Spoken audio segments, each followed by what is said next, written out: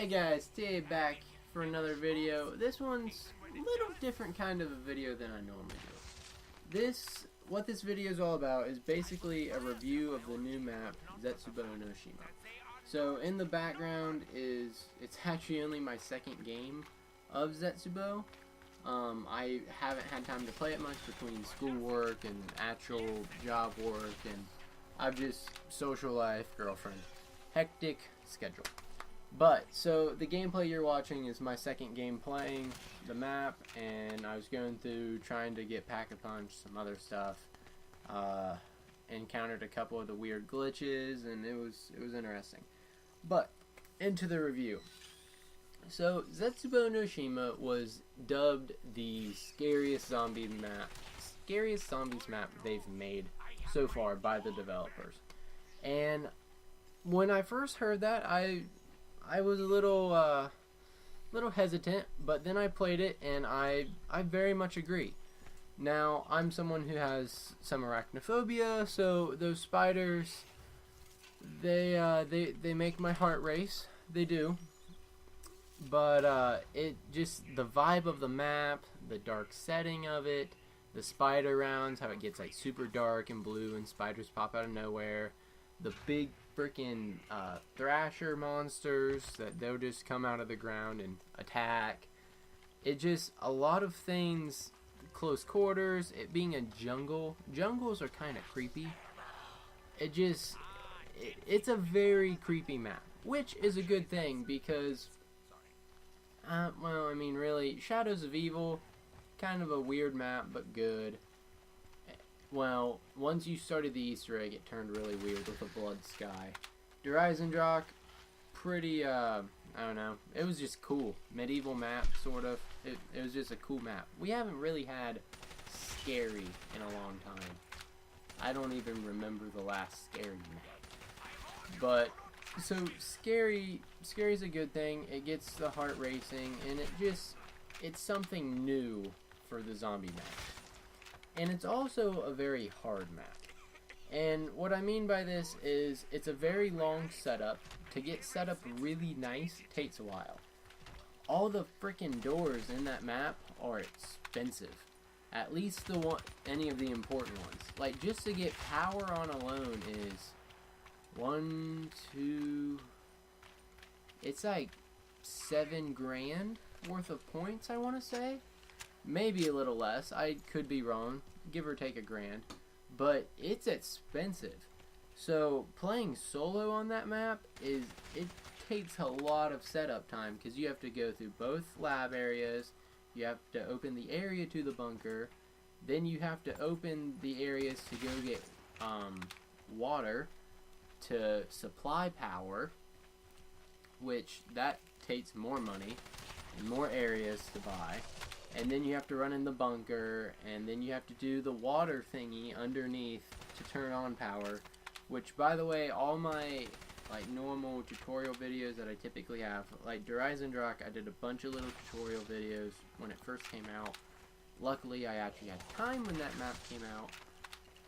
For this map, I don't have the time. I'm gonna come out with them either in the next couple weeks, or guessing more or less it's going to be when it releases on PC and Xbox One. That's when I'll have all my little tutorials out for Power, Pack-a-Punch, and all that for those of you who play on the other console and might not even watch YouTube videos hardly until it comes out for you. But anyways, so to turn on power, it's not bad. It's pretty easy. You just have to swim around and kill zombies for like a minute plus and keep popping up for air and whatnot, which isn't that bad. But on solo, depending on your round, like it was in my game, it got a little hairy at times, and I only had a Kuda. Didn't really help matters.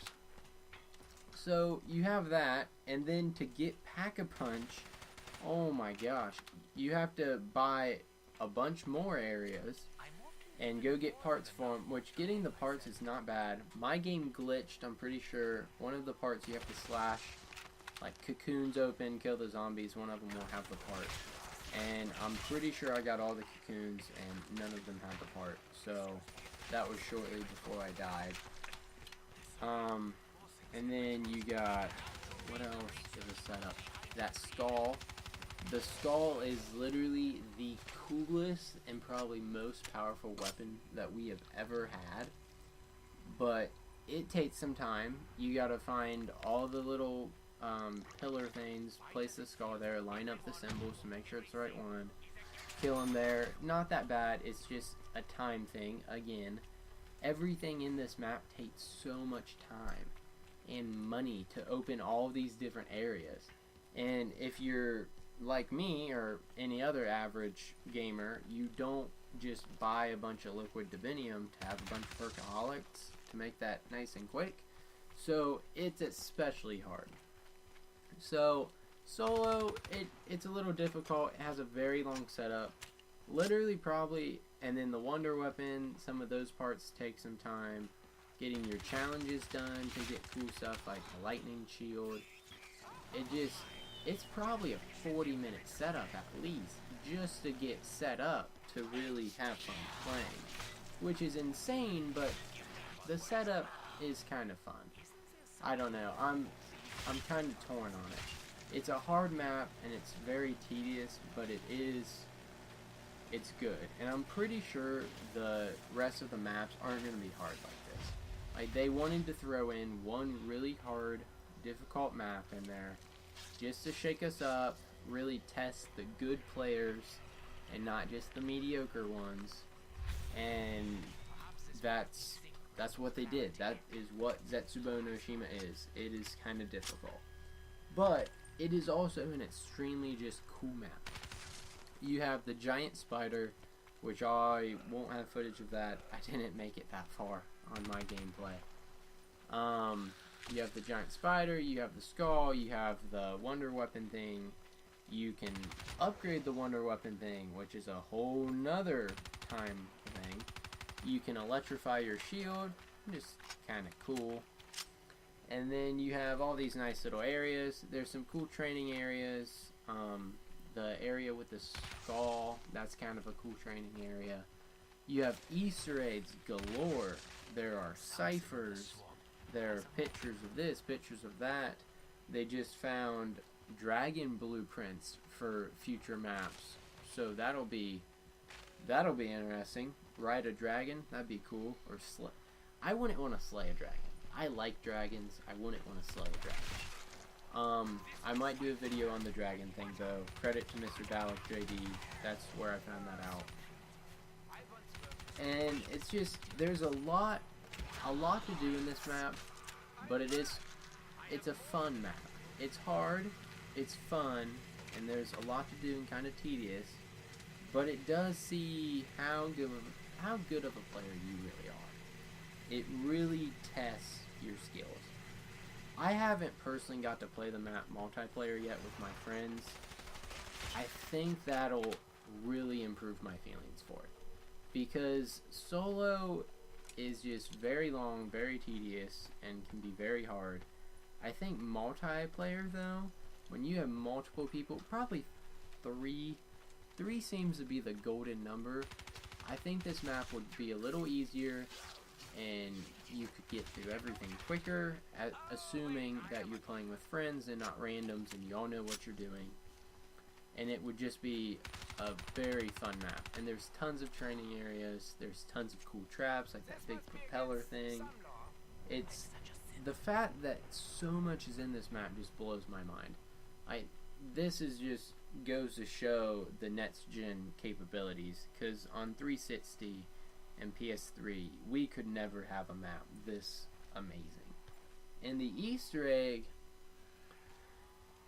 the Easter egg is very controversial on this map. It requires you to use a gobble gum, which a lot of people are not happy about. They have to use a specific gobble gum, so that takes up one of their slots, and they have to hit for a certain gobble gum. People aren't really a fan of that, but I don't know, I don't mind it. It's not like you have to have a mega gobble gum that you have to use. It's anywhere but here. And it's really, it doesn't feel like a true Easter egg. Because in order to do it, you just have to get the Wonder Weapon, you have to upgrade the Wonder Weapon, get the Skull to reveal a couple things, and like one other thing like the gas mask so you don't die in the end. And then there's literally just going around finding the little gears, and that's it. Like, it's basically everything you would do to set up to have like a higher round, really good gameplay with like 3 extra steps. That's it. It doesn't feel like a true, good, intricate story building Easter egg.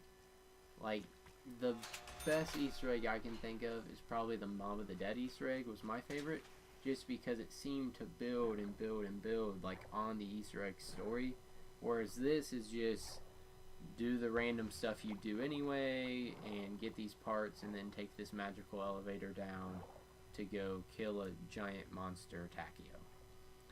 But I don't know, that's just me.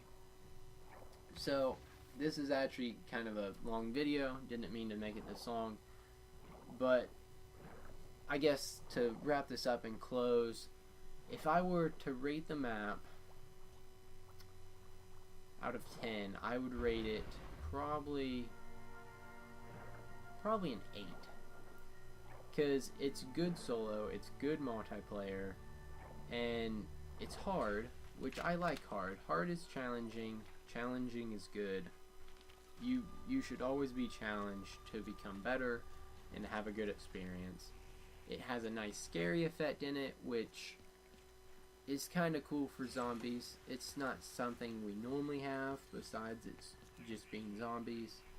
So having something to really amp up the blood flow and the adrenaline, that's a cool thing. And they introduce a ton of new cool things like the giant spider boss. They have the thrashers around, the plant system. I didn't even mention that. The planting system is incredibly cool in this map. You plant seeds, and then depending on what water you use every turn to water them, and like there's 4 different waters, there's different combinations you can use, makes different plants. That is really cool. I love how they did that. So that thrown in there, the map layout is really good, I think. I think once you have everything opened up, it's pretty easy to traverse the map once you figure out where everything is. It could be a little better, and it's very expensive to open the map. I think I heard like 40,000 points, which that can't be right, but I want to say that's what I heard somebody say it was, which is absolutely nuts. But so be it, whatever. An 8.5. I'll give it an 8.5 because I like hard, I kind of like scary, I like all the new features they put in. The guns are nice. They have like the HG40, the MP40 basically. Absolutely adore that gun. The Pack-a-Punch camo is really cool. It's just a really good map. I would rate it an between an 8.5 and a 9 out of 10. So if any of you watching this and you stayed till the end and you just heard my final rating and you are on the fence whether to buy the map or not, or to buy the season pass or not, definitely buy the season pass.